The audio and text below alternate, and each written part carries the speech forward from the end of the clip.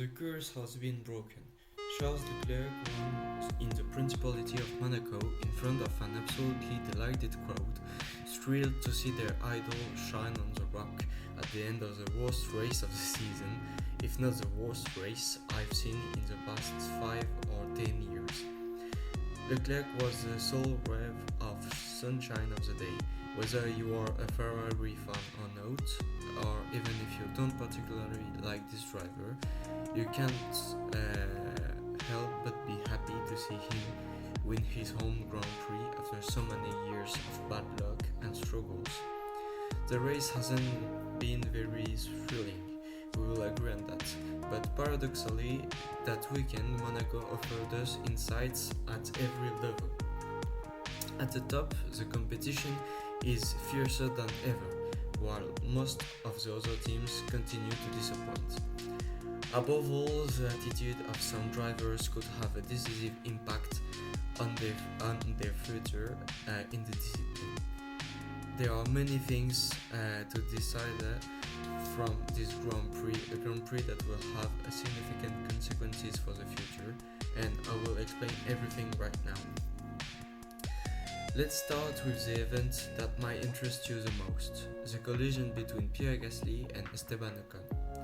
Regarding the incident itself, there is not much to comment on. A very bold overtake on Gasly that didn't work out, he made a mistake and publicly acknowledged it.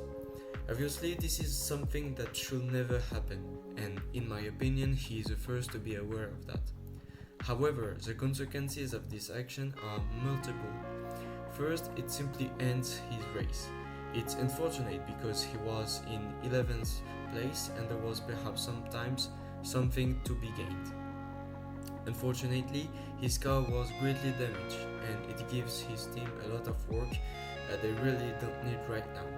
And you've probably seen terrible Bruno Fama's statements where he judged that his attitude was exactly what he did not want to see this weekend and it will have consequences. A judgment error like this is regrettable, but unfortunately it happens. Yes, we had a terrible weekend, but I think the harsh criticism against him is somewhat severe. I've seen polls on Twitter asking should Esteban Ocon be replaced before the Canadian Grand Prix. So let's be serious. It's not very respectful, especially considering the very good start to the season he's had so far. Remember that before this Grand Prix, most observers in France and internationally agreed that Ocon was having one of the best starts to the championship on the grid. Unfortunately, it doesn't really show in the standings because of his car is awful, but let's keep in mind that this bad weekend in Monaco should not erase everything he has done before.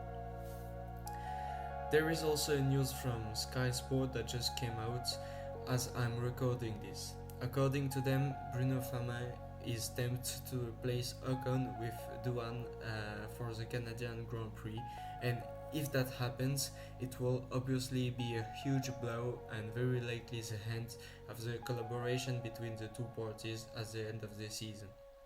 I think Gasly summed up the situation quite well in an interview. According to him, Ocon is a very good driver but absolutely needs to change to ensure what this kind of situation doesn't happen again. Where he is right that Ocon is often involved with incidents with his teammates and it has never completely ended well.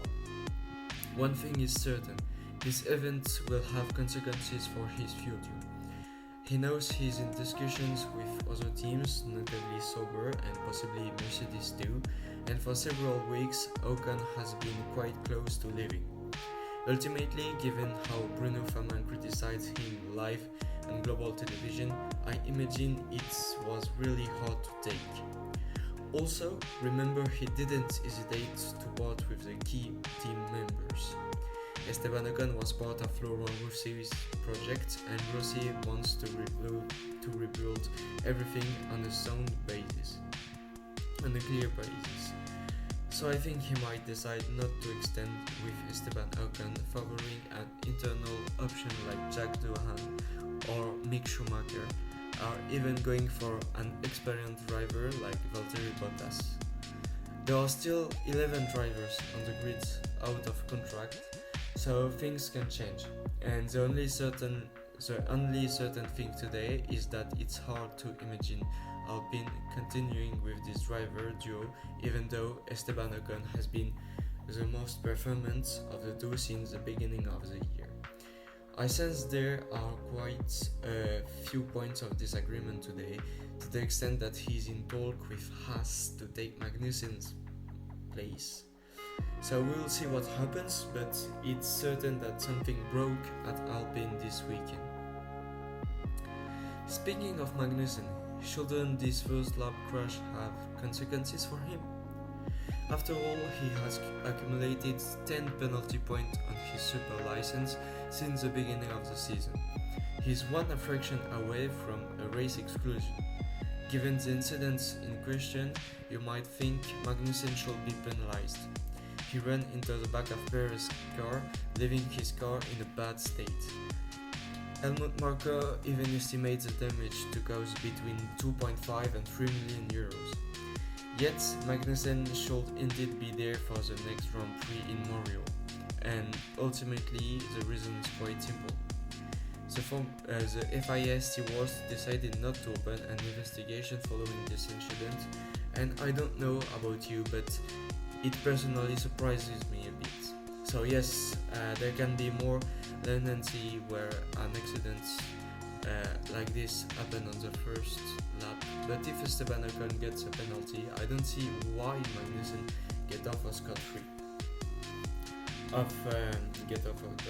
So you could say Perez closed the door on him a bit, which is true, but honestly, in my view, he's a main guy that did the error, and all this to say that he got off very lightly, but if he continues driving this way, an accident and a race exclusion could come quickly. In any case, such incidents really don't play in his favor, and I wouldn't be surprised if his boss looks at other profiles for next season. Even if he didn't stand out this weekend, I think Ocon provides a bit more sporting assurance than him, for example. Another driver who struggled this weekend is Sergio Perez. His crash made us forget a little, but his Saturday in Monaco was absolutely disastrous.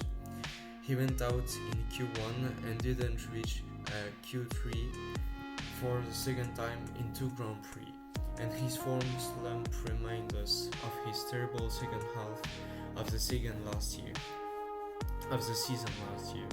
In 2023, his car dominated everything, and Max Verstappen's 19 victories helped hide a little bit this, but combined with a lack of competition from other teams, this year is really different. Red Bull is no longer unbeatable. There are tracks where Ferrari and McLaren can challenge them, and the gap was closed, and it shows in the standings for Perez. Charles Leclerc, Lando Norris, and even Carlos Sainz, who has one less Grand Prix, have passed him. The gaps are tiny and it will evolve, but friends, today we must be aware that Red Bull no longer has any margin. I said this last year and I maintain it. If Ferrari and McLaren manage to reach Red Bull's level, they will need a much more consistent second driver to win the championship. Verstappen, the best driver on the grid today, capable of miracles with his car, but beware, the competition is coming on strong, and if Perez stays in this bad dynamic, it will have a disastrous consequences for the championship. By comparison, look at what Ferrari is doing. Leclerc's worst result is 4th, Sainz worst result 5th, and these two drivers are very strong and super inconsistent. And it's the same for McLaren. With a bit more luck, Oscar Piastri could also be right behind Perez in the standings. So we will have to regain all. So he will have to regain all his abilities to also help his team score points. However, he doesn't seem to be really threatened. Several media outlets, including Motorsport and The Race, estimate that a contract extension is very close. It will likely be a one-season contract, and if that really is the best decision, yeah, we can discuss about that. And let's remember that Perez' first 4 of 5 races were very consistent. He did everything his team hoped for, finishing in the podium behind Verstappen. But now he is in a big slump, and it's true that an extension at this point in the season might be surprising, especially since Carlos Sainz is available or Yuki Tsunoda, who is doing a very great job. To understand Red Bull's decision, we can start by saying that Perez brings financial guarantees to his team. The Mexican market is very important for them. Sergio Perez has huge popularity in Spanish-speaking countries in America, and that's true that he is a factor that counts. But honestly, I don't think that's the main motivation. Red Bull still prioritizes the most competitive lineup possible. The truth is that Red Bull probably doesn't see anyone better than him on the market. But he is a vice world champion, and let's remember that. They seem to want a true number 2 next to Verstappen. Albon could have been that driver, but he ended up extending with Williams, and Yuki Tsunoda doesn't seem to be in the plans at all, but he probably a victim of Honda's move to Aston Martin, and it's frankly regrettable. When they took him to AlphaTauri, he was very promising, and he continues to show he has potential, but now it's hard to see him in Red Bull's plans. In an ideal world, if Red Bull respected its tradition, we could imagine a progression of Tsunoda to Red Bull, and Liam Lawson replacing him at Racing Bulls. And if Isaac Hadjar confirmed his excellent results so far, he is a very serious candidate for the Formula 2 title, and therefore for a Formula 1 seat next year. But Perez's extension could change everything and perhaps limit the possibilities for Red Bull young drivers. We will wait for the official announcements of Perez, and yeah, I'm happy to see a much tighter championship. We thought that Red Bull was way ahead than expected, but given McLaren's and Ferrari performances, there is hope for a bit more battle for the first place. So let's remind ourselves that Red Bull and Verstappen are still the big favorites to win again. They have still a small lead over the others, and noting them champions at the end of the year would be a considerable surprise. But Leclerc is about 30 points behind Verstappen, and it's the same for Ferrari compared to Red Bull.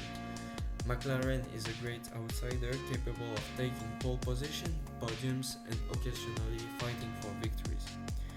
All this can make this championship super interesting, and we realize how crucial the development race will be this year.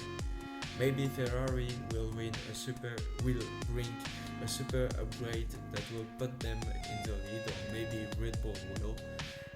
All that gives us a championship that hasn't yet revealed all its truths, and I can't wait to see how it will evolve.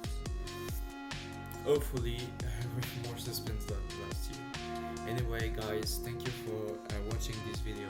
Don't forget to subscribe and to like the video if you liked it, and personally I will see